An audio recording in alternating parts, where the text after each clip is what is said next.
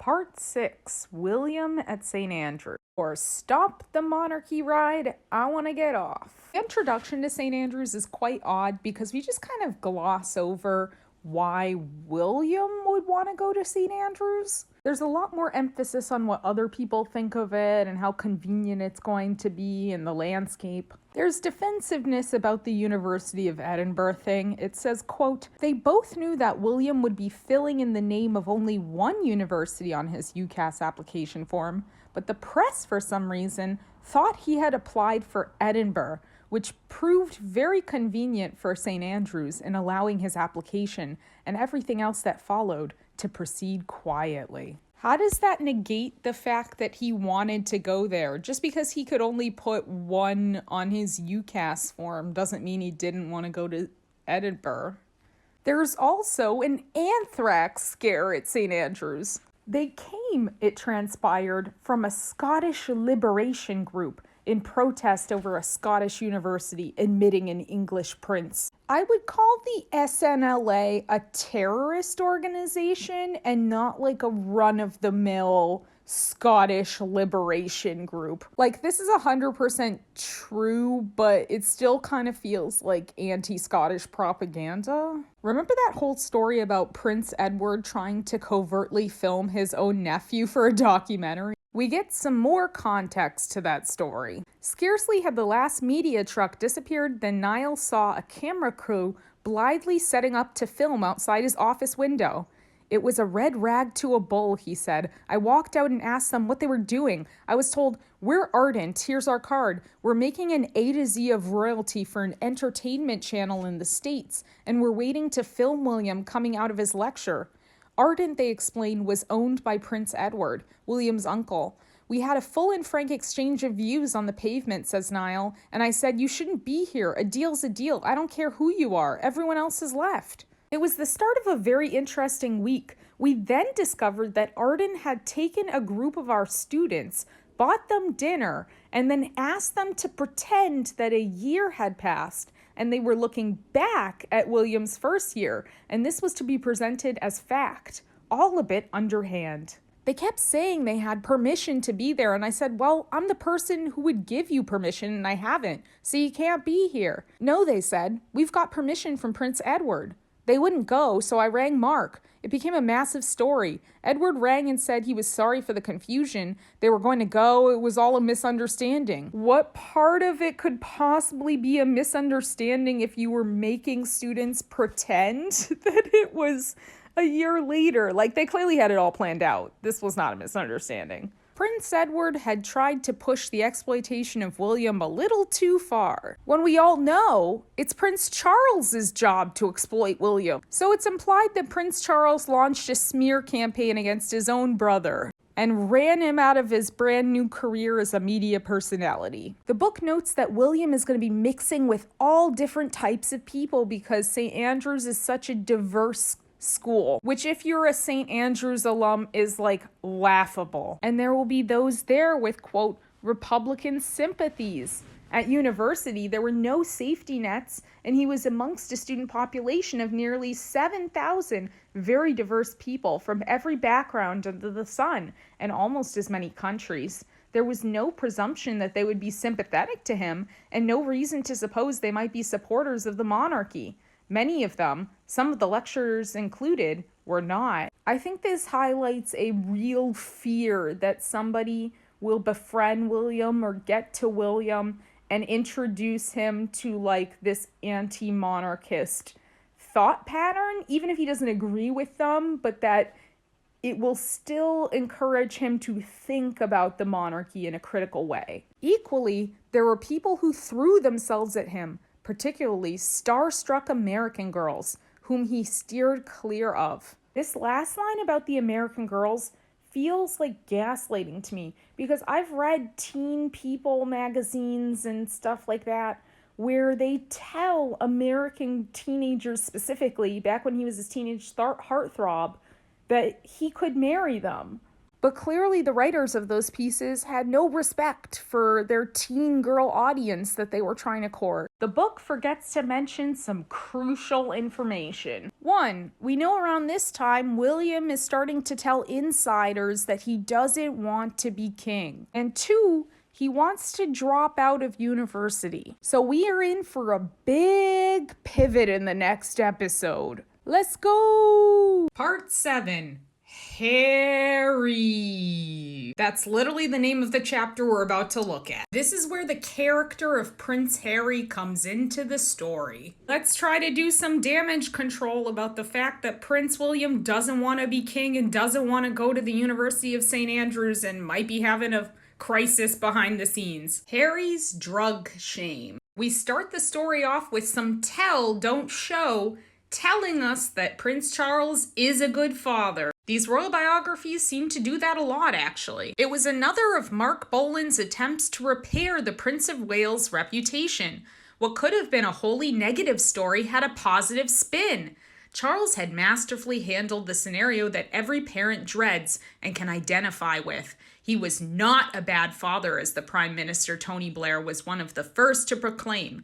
The way Prince Charles and the royal family have handled it is absolutely right, and they have done it in a very responsible and, as you would expect, a very sensitive way for their child. Peter Martin, chief executive of Ad Action, Britain's largest drug and alcohol treatment agency, said, quote, "The Prince of Wales has acted with deep sensitivity and very quickly, which is exactly what is needed." To which the Department of Education added, "Parents play a very important role, as demonstrated by Prince Charles, who has set an extremely good example." The News of the World publishes some story about Harry going on a night out. We get an admission that this whole story was a lie. Steve Hoare from Nobody's Business was there that night and was so disgusted by the lies he read in the papers over the whole incident that he has never bought a newspaper since. No one ever used the shed out at the back. The lock-ins happened in the back bar. There were never any drugs in the pub when William or Harry were around, and if anyone had produced any, Skip and Casper, instructors from the polo club or their PPOs, who were always there, would have been in on it like a flash. As for the incident with the Frenchman, Francois Arte, known as French Frank, it was playful banter. They were friends, and the Frenchman was giving as good as he got. What none of the media who flocked to the sleepy village of Shurston looking for locals to spill the beans on Harry knew was that Mark's release of the story to the News of the World was a skillful piece of damage litigation. During the summer, the News of the World had published a photograph of a very spaced-out Harry in a nightclub in Spain. They had kept a watch on him ever since, spoken to associates, and compiled damning evidence of far more serious behavior than that described in their story in January 2022. They had kept a watch on him ever since, spoken to associates, and compiled damning evidence of far more serious behavior than that described in their story in January 2002. Were they collecting that evidence through illegal information gathering, maybe? I don't know. Rebecca Wade had rung her friend Boland to alert him to what they had, and he brokered a deal which saved the young prince's bacon and left his father smelling of roses. How about you leave Harry alone? What incensed Harry, and William too, in defense of his brother, was that the two incidents were not connected. Harry had been to visit the rehab center in June or July of 2001 with Mark Dyer, where he did speak to recovering addicts, but it had nothing to do with his own behavior. The News of the World did not have the cannabis story until August or September of that year. Harry really resented the way he was made to look bad so that his father could look good, says a friend. He understood why it happened, and I don't think he blamed his father, but the idea that Harry had gone to a rehab center a year before because Prince Charles had seen the way things were going is a blatant load of bollocks. Prince Charles didn't have any idea what his son was up to. Thank you for letting me know that everything in Spare was 100% accurate. That must really fuck up the royal family's PR right now, where they're trying to claim that Harry is an absolute liar. This same friend says the idea of Harry being the wild one and William the good one is nonsense. They were both wild. Harry was just the one that got caught.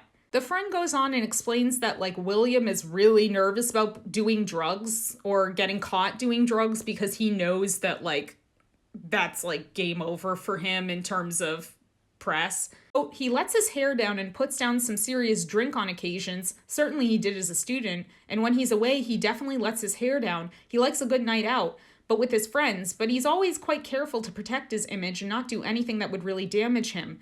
You got pissed, so what? Nobody cares. You take drugs, it tarnishes you forever. And if you're going to be king, no. But the idea of good prince, bad prince was always a load of rubbish. We then learn that the press smeared one of Harry's good friends by claiming that he was a drug dealer and ruining his life. We learn that, quote, Charles had forbidden Harry to see Guy Pelly again, but the book credits Harry for being loyal by not abandoning his friend for literally no reason. 18 months later, after Mark Bolan had gone from his job, he admitted that the sequence of events in the story was distorted to portray Charles in a positive light and attempt to draw a line under the scandal. Presenting the rehab center as the great solution to the problem was something that I was embarrassed about, he said in an interview with The Guardian. It was misleading. The chapter basically says, who cares that we tried to smear a bunch of children in the media? You shouldn't have to do cover-ups for children that are learning and growing and living their lives.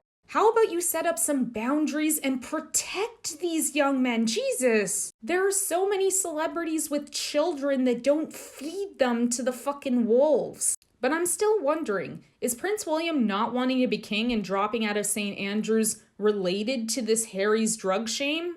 Or not? I don't know. Guess we'll stay tuned. Part 8. Hashtag Free Prince William. We are deep into Prince William, the Man Who Will Be King by Penny Junor, and I am stunned. William was a master at keeping his feelings hidden. He had been doing it since he was a child, and the only person in the world who knew the turmoil that bubbled beneath the surface was Harry, and vice versa. He and Harry, so different in so many ways, and like most siblings, not especially close as small children, now clung to one another, their relationship cemented by mutual need.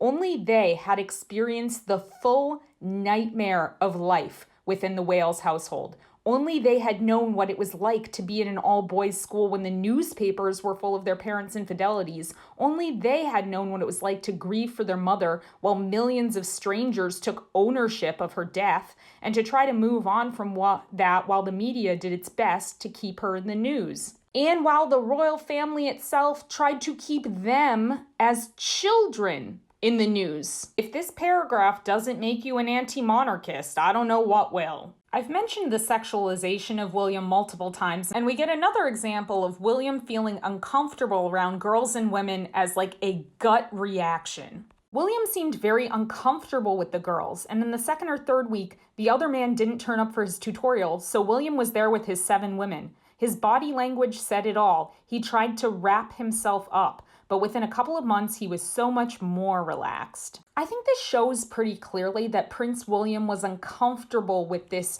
sexualization and the way that he was marketed as a sexual object to women. And his trauma response to that is to bring himself inwards, try to wrap himself up, try to be very quiet and private. I think we don't take sexual harassment against men very seriously because we just assume all teenage boys must be horn dogs, obsessed with girls and women. But it's very clear that that's not who William was, but he was being marketed as a sexual object. So every woman that he was encountering as an adult, he was worried about that sort of sexual attention coming to him. Much has been made of William arriving at St. Andrews to read history of art and switching to geography. It's not as dramatic as it sounds, and according to Colin Vincent, a significant number of people do the same thing.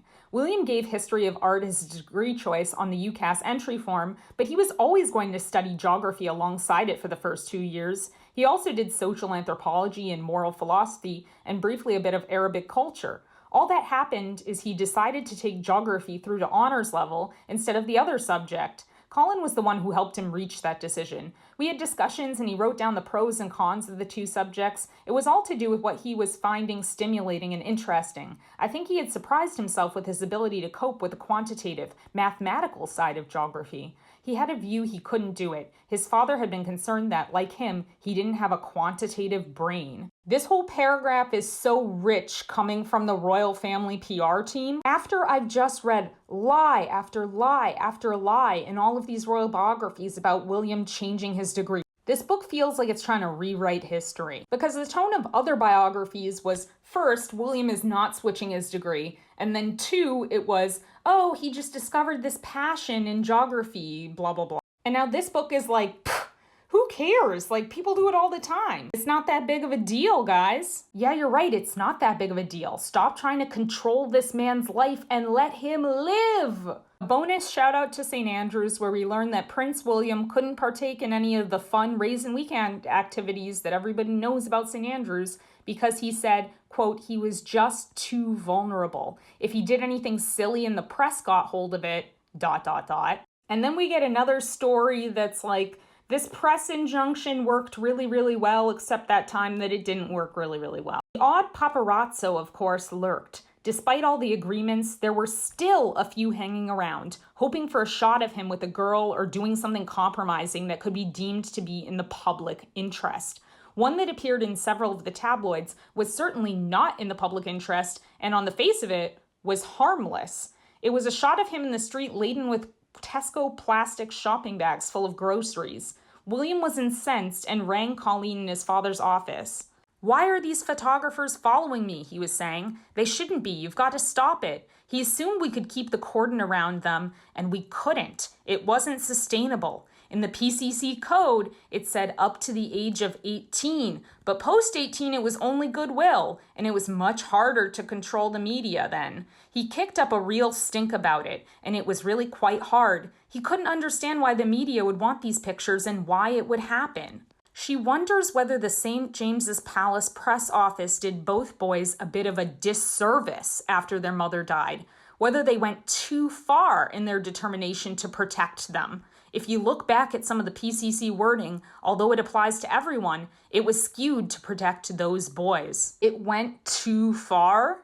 You tried to protect children a little too much? You tried to protect these people's privacy a little bit too much? What? How? You told him that while he was at university, he would be shielded from the press. And you backed out of that deal. You were just like, well, the PCC's full of shit anyway. I think we got carried away with it, kept it going too long, and the boys got used to it. Anyone would. So when they got to 18 and the rules fell away, they couldn't understand why we couldn't control things. I had a lot of problems. I can remember having a conversation with them both when they were expecting that they could go off and do something, and I would just sort the media out and no one would hear about it and it would be all fine. I thought, actually, what have we done? That's not real life. We can't do that anymore. Isn't it strange that when it comes to Prince Charles, King Charles, they seem to have a lot of control over the media, actually. Somehow when they're just 18-year-old boys trying to, emerge into adulthood and don't understand how everything works, suddenly these press offices can't do shit. Sandy disagrees. Maybe we didn't get it right all the time, but I firmly believe that we had to come down on the media hard and fast after Diana died. The boys needed to see that we could protect them from intrusion, tittle-tattle. Being constantly in the papers for the slightest thing could have been embarrassing for those teenagers within their peer group. Yeah, you think? And yet you still didn't stop it all the time. In fact, you say in this book right here that the PCC code was just bullshit and people were violating it all the time with no consequences. Hashtag free Prince William. He was told that he was going to be protected by the people that he trusted the most. And they lured him into a false sense of security, it sounds like, by trying their best to protect him while he was underage. But then when he was 18, they decided, we can't really protect you that much anymore. You just got to suck it up and deal with it. But free him. They're going against their deals. No wonder he wanted to leave. Jesus. Part 9. This is just sad and I don't know if I can do this anymore. This is the part of the book where I felt genuine heartbreak for Prince William because he sounds genuinely not all right. The emotional trauma of living in this family and system has sunk in deep, but I don't think Junor wants to focus on that too much. The monarchy just doesn't allow him to escape the scrutinizing eye of the media The exploitation of his family and the institution, the manipulation, the sexualization, etc. William was not the first undergraduate to go through a period of wanting to leave the place. David Corner began to realize at the end of the first term that he was worried. I would get halfway through a conversation about something boring and I would say, "How are you?" And he would say, "I'm okay." And you could tell he was not as okay as he had been 2 months before. And I would say, "Is there anything I can do?" And he would say, "David, that's awfully kind, but no, I'm okay." And it was a stiff upper lip in a certain sense that was very difficult to break down. So what I did was I said, "You've got my phone number. If you ever feel you want to ring it, you ring it." I'd say that to any student, William, in this situation, I think we had one talk that pierced the surface, but no more. One of his themes time and time again was, how will this affect other students? It was extraordinarily generous of him because he was under pressure, but that was the watchword for everything. This next season of The Crown is going to be a lot more depressing than I thought. At least it better be, because this is all public record, apparently. I don't think it should be, but this is the first adult I've seen actually intervene in a positive, respectful way for William, who is clearly going through something. He was the sort of student who was never going to get into academic difficulty, a student who was conscientious. What I noticed as an outsider was this tremendous thing that I suspect most members of the family have, which is a notion of obedience, a notion that you do what you're told. That was very obvious when they ever talked about the Queen, but it was also obvious about life in general. He's not the brightest student we've ever had, but he was always a conscientious student and got it done. And when he couldn't get any peace, he used to go and sit in the top of the local police station and do his essays. There was a nest where Fife police met the protection squad, and he used to go in there and do his work. Obedience, yes, that's a word that we want to come up when we think about a normal, healthy childhood. The character of Kate Middleton is introduced into the soap opera, and clearly someone doesn't like her. It says, quote, "Kate left little impression on the academic staff at St. Andrews, who confessed that when lecturing to a sea of faces, it's rare for one to stand out. She was another girl in a pashmina." Oof. We get another very familiar story where William is reaching a landmark birthday, and so the institution is trying to convince him to do some sort of publicity for it. They get Mario Testino, who apparently did a photo shoot with Diana that's pretty famous. I think it's the black and white one where she's wearing like the turtlenecks and stuff. But of course, adults just say a bunch of things that are huge red flags with no irony whatsoever. I think he was a little bit uncomfortable about that photo shoot, but I pushed it a bit because I thought it would be lovely. It was about the similarity, and some of the pictures he caught were very like Diana, particularly the one of her in the black polo neck. It was not such a clever move, but that was the power of Diana blinding us all. We weren't thinking straight. But he didn't say no. He could have really kicked off, and he didn't. Again, that's him. I cannot believe sometimes the words that come out of grown adults' mouths and they don't stop and think, wait a minute, doesn't this sound kind of creepy? Like, doesn't it sound like this wasn't with his full consent? It sounds like this consent was very coerced. Last heartbreaking line for this section. Asked whether he wanted to be king, he said, "All these questions about do you want to be king? It's not a question of wanting to be. It's something I was born into and it's my duty. Wanting is not the right word, but those stories about me not wanting to be king, which had been circulating, are all wrong. It's a very important role and it's one that I don't take lightly. It's all about helping people and dedication and loyalty, which I hope I have. I know I have. Sometimes I do get anxious about it, but I don't really worry a lot. I want to get through university and then maybe start thinking seriously about that in the future. I don't really ever talk about it publicly. It's not something you talk about with whoever. I think about it a lot, but they are my own personal thoughts. I'll take each step as it comes and deal with it as best I can." I love that these biographers, by including the royals talking back against things that are circulating in the press, actually prove that those things are true. Because when William says those stories about me not wanting to be king, which had been circulating, are all wrong, I'm pretty disinclined to believe that when around this time was a book called The Man Who Never Wants to Be King, written by a biographer that was in your royal circles. And it doesn't seem to contradict with what William is actually saying, in which he doesn't want to be king. Want is not the right word. Absolutely terrifying that an 18-year-old kid was manipulated by like a government PR firm to take this job, to feel like this kind of weight put on his shoulders. I'm 30 and I couldn't deal with this. He's 18 and he shouldn't have to deal with this. He should be treated as a normal person. But no, he has to be king for our own entertainment so that the monarchy can continue and rake in billions and billions of dollars. Free him. Let him live his life. Hello and welcome to part 10 of Prince William, the Man Who Will Be King, which will be our final chapter for a little bit because we gotta go on a tangent.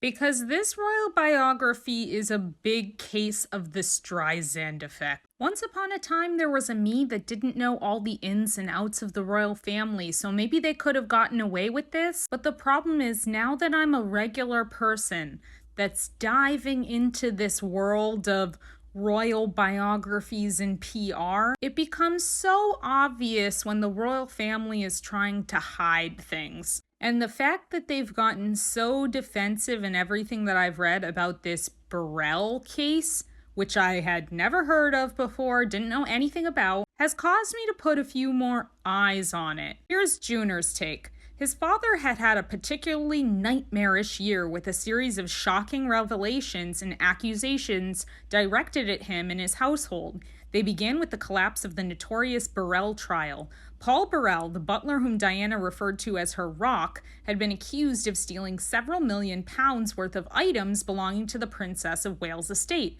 most of which had been found squirreled away at his home. What had not been found, however, was a mahogany box containing a tape Diana had recorded, which her sister Sarah told police contained, quote, sensitive material. Spurred on by the Spencers, who were Diana's executors, the Crown Prosecution Service prosecuted and the case came to court, only to stop a month later. The Queen mentioned in passing to the Prince of Wales that Burrell had been to see her privately soon after Diana's death 5 years earlier and told her that he was taking a number of papers from Kensington Palace for safekeeping. Burrell had started off in life as the Queen's footman, and she had been fond of him, as had Charles and William and Harry, who used to play with his two sons while they were little. His connection was why she had agreed to see him. Charles mentioned it to Sir Michael Peat, his new private secretary. The police were alerted, and the £1.5 million trial came to a shuddering halt. It was never quite explained why Burrell telling the Queen he had taken a few papers should have undermined a trial for theft of more than 300 items found in his house and under his floorboards. Nevertheless, he walked away a free, if rather broken man. So this whole thing confused me so much because yeah, that really changes the context, right? If the Queen told him that he was allowed to take things, then that means it's not theft. Theft is when you take things without permission. But what they're really mad about is that Burrell used a lot of those private correspondence and documents to write his memoir, A Royal Duty. And that's what really teed off the palace, who basically tried to ban the book. And when they react that way, that's when you know there's something in it they don't want you to see. But there's some more Streisand effect issues right here. Content warning, assault. No fewer than 400 media organizations approached him, offering vast sums for his story. He was persuaded to go with the Mirror. Piers Morgan, announcing the deal, said he will protect the memory of Princess Diana and will honor his pledge to always protect the Queen. But I think there will be many others in the royal family and close to the royal family who will be quaking in their boots tonight. Listen, I'm not a big fan of Piers Morgan either, but in this book, they played Piers Morgan off as like a big character, and they didn't seem to have any problems with him. They kind of show him being a bit of an asshole, but they don't actually take issue with Piers Morgan. So it's really weird to use Piers Morgan's association in this story as like a red flag. His story ran day after day and opened a very unpalatable can of worms. It seemed that taking home unwanted gifts had been given to the Prince and Princess of Wales was seen as a perk of the job within the household. More valuable gifts were either sold for charity or exchanged for something more useful. The prince's valet, Michael Fawcett, handled these sales, and he became known as Fawcett the Fence. So yeah, again, that's why it wasn't considered theft. That's why they threw it out of court, because they're like, yeah, everybody seems to take stuff from you guys and you're fine with it until you're not fine with it. Worse was to come. A headline in the Mail on Sunday read, and I'm not going to read it because that's a terrible thing to write in all caps as a headline. It was an unreliable story from an unreliable witness, George Smith, a former valet, and it was common knowledge that his allegations were on the tape in the missing mahogany box. We get no facts to support this claim that he is an unreliable witness or an unreliable narrator in this story, and that's horrifying because if you're not going to present evidence that he's unreliable, what it sounds like, because I've never heard this story before, is that you covered up assault at the palace. Like there's a full-blown cover-up of this assault. This is his a bit, basically. He died at the age of 44. George Smith, a former royal servant whose claim of assault sparked lurid tales of sexual misdeeds within the royal household, has died at the age of 44, his father said yesterday. Peter Smith said his son died Wednesday after a long illness. He did not disclose the cause of death. A former soldier in the Welsh Guard who served in the 1982 Falklands War, Mr. Smith was Prince Charles's valet for 9 years until he was dismissed in 1997. During the 2002 theft trial of Princess Diana's former butler, Paul Burrell, it emerged that Smith claimed to have been assaulted by another royal servant in 1989. The jury heard that Diana was said to have kept a tape recording of Mr. Smith detailing the allegation. Charles's office said that the allegations had been investigated internally and by police and that there was no basis for prosecution. What also makes this whole thing strange that they're saying, oh, George Smith is this unreliable witness or anything, is that he didn't come forward to anyone. This seems to have been brought up through the Burrell case. This tape was discovered. So he disclosed this to basically his private friends and Diana and Burrell, I guess. He didn't disclose it to anybody publicly. So doesn't that strengthen his case? Doesn't that strengthen that he might be a reliable witness? And the servant that he claimed had assaulted him was this Fawcett the Fence character, Michael Fawcett. Mr. Smith also claimed to have seen a senior royal in a compromising position with a male servant. The story generated lurid, albeit vague, headlines in 2003, despite a court order forbidding reporting on details of the alleged incident. Charles took the highly unusual step of issuing a statement identifying himself as the royal in question and denying the allegation. So George Smith claimed that he saw Prince Charles and Michael Fawcett engaging in sexual intercourse together. And Charles basically outed himself as the person that rumor was about, which makes me think probably true. And as you can probably guess, that means that they had to destroy this man. In 2004, the Mail on Sunday basically ran a sting operation where they bought him a couple drinks at a pub and said, well, would you retract your statements for X amount of money? And he kind of over a pint said like, yeah, I mean, I'm in a lot of debt. Maybe that would get me out of some of my problems. And of course, that was a huge media story because it was like, he's making it up, false assault allegations, blah, blah, blah. But he immediately went back to the papers and said, no, I never took that deal. I was never seriously considering that deal. They just set me up and recorded me to say that so that they would have another story to publish. Here's the Tampa Bay Times writing in print who we're talking about here. We're talking about Prince Charles, Michael Fawcett, and George Smith, and everything that George Smith alleged happened. And they go into specifically why there's not a lot of information about it in a UK market. Next book we got to look at is Burrell's, because if the royal family doesn't want you to read it, There's clearly something there.